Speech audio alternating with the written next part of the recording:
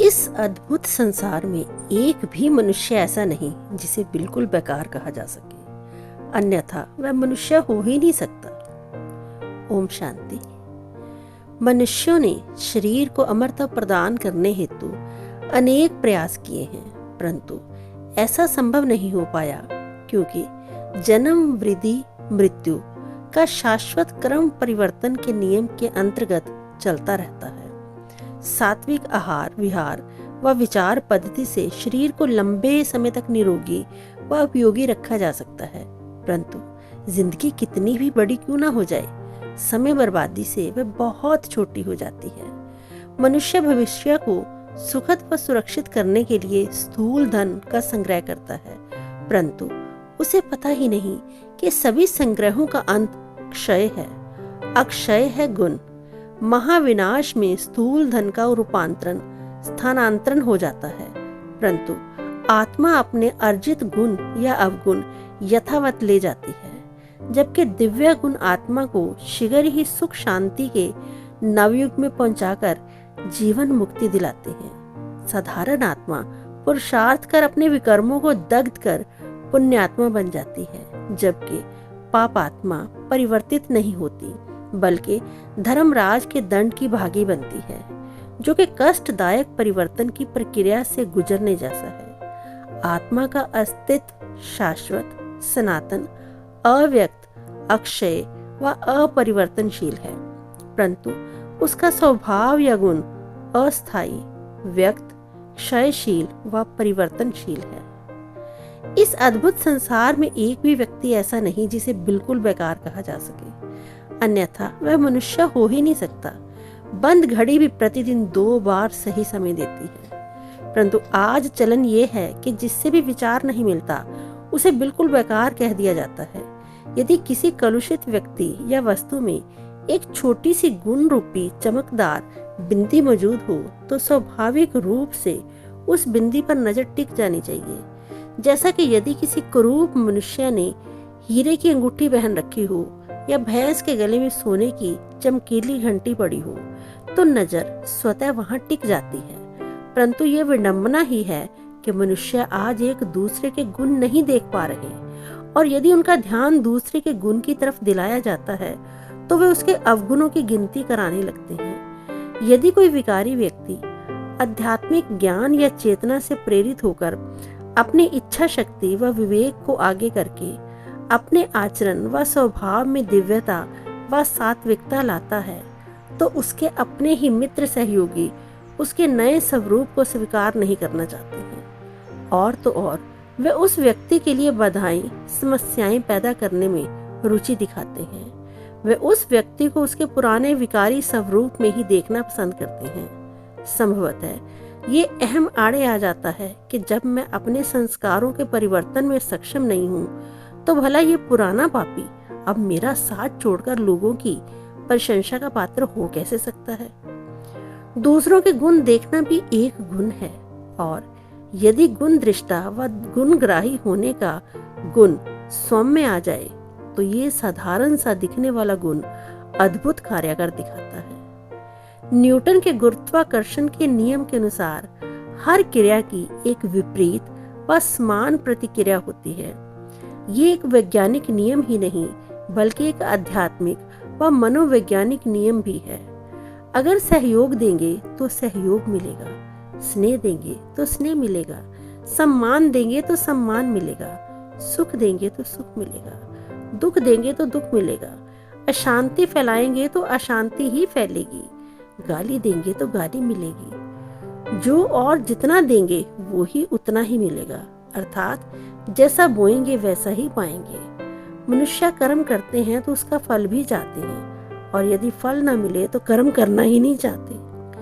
आज स्थिति ये हो गई है कि कर्म कोई और करे और उसका फल मुझे मिले, या फिर कर्म तो थोड़ा हो और प्राप्ति बड़ी हो।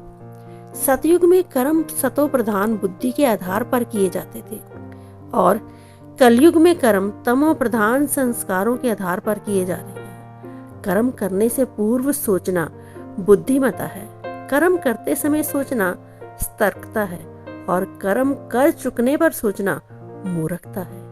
परंतु यदि बुद्धिमता का स्थान बुद्धि तामसिक बुद्धि ले ले तो तामसिक सोच के कारण किया गया कर्म विकर्म ही बनाएगा। जिस प्रकार यात्रा हमेशा एक ही दिशा में हुआ करती है, घुमाव व भटकन का नाम यात्रा नहीं है, उसी प्रकार परिवर्तन भी सदा एक ही दिशा में होता है।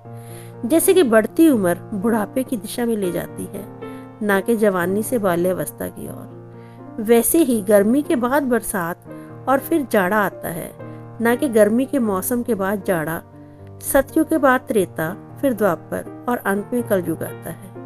परिवर्तन का ये क्रम बदल नहीं सकता, परंतु ये देखा जा रहा है कि मनुष्य कुदरत के निर्धारित परिवर्तन के क्रम को बदलने में जुटे हुए हैं और दुख विपत्ति भोग रहे हैं। वे बढ़ती उम्र की गति को धीमा करने के लिए परिष्कृत खाद्य पदार्थ, दवाइयों व सौंदर्य प्रसाधनों का उपयोग कर रहे हैं। मनुष्य गर्मी के मौसम में एयर कंडीशनर का उपयोग कर जाड़ा पैदा करते हैं व जाड़े के मौसम में कृत्रिम गर्मी पैदा करते हैं। ये कुदरत के मौसम के परिवर्तन के नियम से छेड़छाड़ है।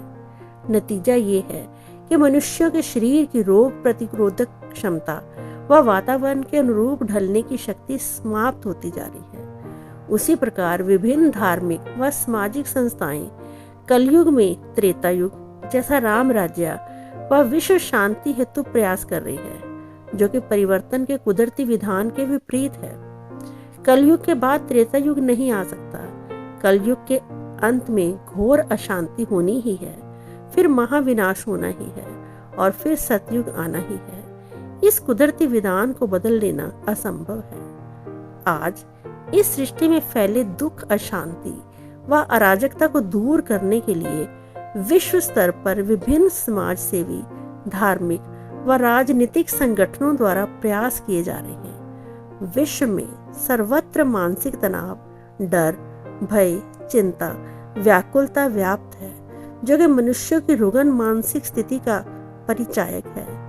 ऐसी स्थिति को सुधारने के लिए कृति परिवर्तन से स्थिति के परिवर्तन व स्थिति के परिवर्तन से सृष्टि के परिवर्तन की बात कही जा रही है। परंतु कर्म कैसे सुधरे, इसके लिए ये समझना बहुत आवश्यक है कि कर्म करने वाला कौन, शरीर या आत्मा। कर्म बिगड़े कब और कैसे?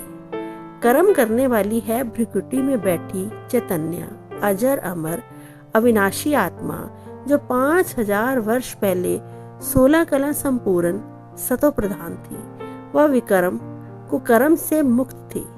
वह आत्मा जन्म दर जन्म रजो व तमो में परिवर्तित होती चली गई। इस अधोमुखी परिवर्तन का मुख्य कारण यह था संस्कारों की गिरावट। संस्कारों की गिरावट का मुख्य कारण है स्मृति में तामसिक बातों का समावेश होना व परिवर्तन के शाश्वत नियम का प्रभाव। जैसे जैसे जन्म मरण के चक्र में सतयुगी आत्मा अभिमानी आत्मा आगे बढ़ी, उसमें देह अभिमान आता गया। इससे पर काया आकर्षण ने काम विकार व पर मत विकर्षण ने क्रोध विकार पैदा किया। कालांतर में एक एक करके सभी विकार आते गए।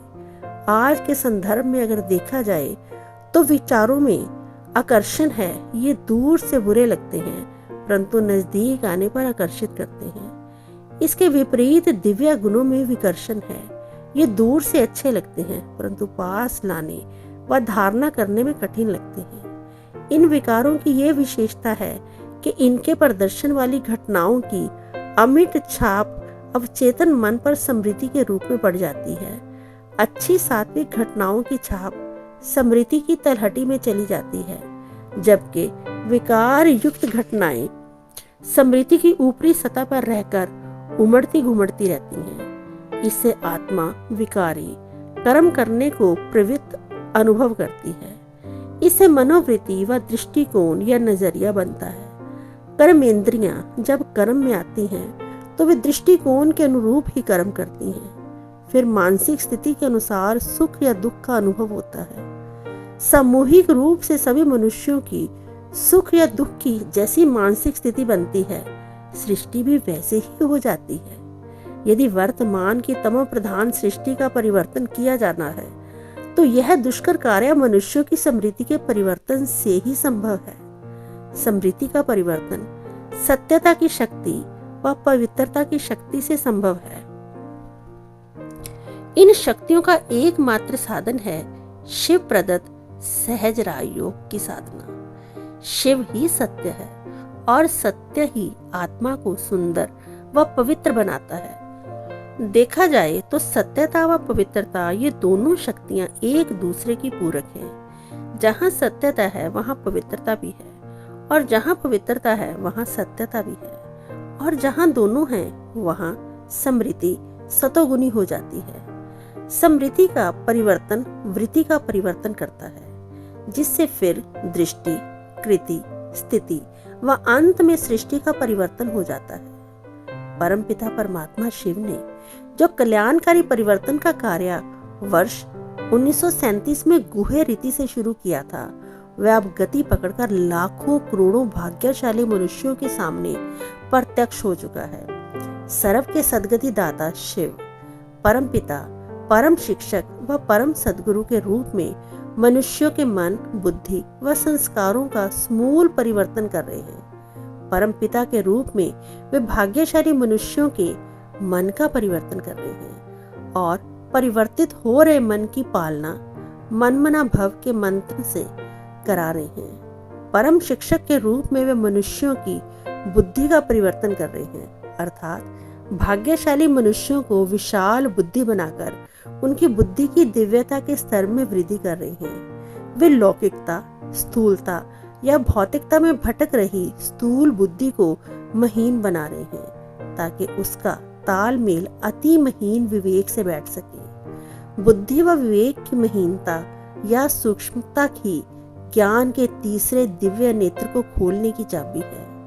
ब्रह्मा के मुख से परमात्मा शिव ने बतलाया है कि मनुष्य बुद्धि के क्लियर ना होने के कारण केयरफुल नहीं, केयरफुल ना होने के कारण नॉलेजफुल नहीं, नॉलेजफुल ना होने के कारण पावरफुल नहीं, पावरफुल के ना होने के कारण सक्सेसफुल नहीं। परमात्मा शिव ने परम शिक्षक के रूप में भाग्यशाली मनुष्यों की बुद्धि के 3 कार्य बतलाए हैं: ज्ञान खजाने के सुमरन का कार्य, विक्रम भस्म करने का कार्य, विश्व के कल्याण का कार्य। ये तीनों कार्य पुराने विश्व के परिवर्तन व नए विश्व की स्थापना की कड़ियां हैं। परम सद्गुरु के रूप में परमात्मा शिव पतित मनुष्यों के संस्कारों का परिशोधन कर रहे हैं। 18 कैरेट के पुराने जेवर से यदि 23 कैरेट शुद्ध नया जेवर बनाना हो तो उसे तोड़कर गलाया जाता है, वह अशुद्धि को निकाला जाता है।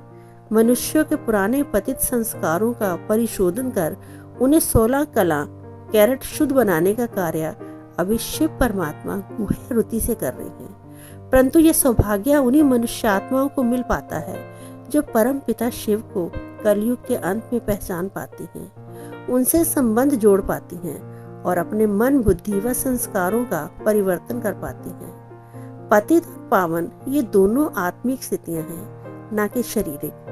कोई भी लौकिक गुरु अपने भक्तों को अल्पकाल की सुख शांति का अनुभव तो करा सकता है, परंतु उन्हें पतित से पावन में परिवर्तित नहीं कर सकता। वर्तमान में कोई भी मनुष्य या गुरु 100% पावन नहीं है। सार यही है कि समय परिवर्तित हो रहा है, सृष्टि परिवर्तित हो रही है और परमात्मा पालना के इस दुर्लभ समय में संस्कारों का परिवर्तन करना ही है। अभी नहीं तो कभी नहीं, अभी नहीं तो कभी नहीं।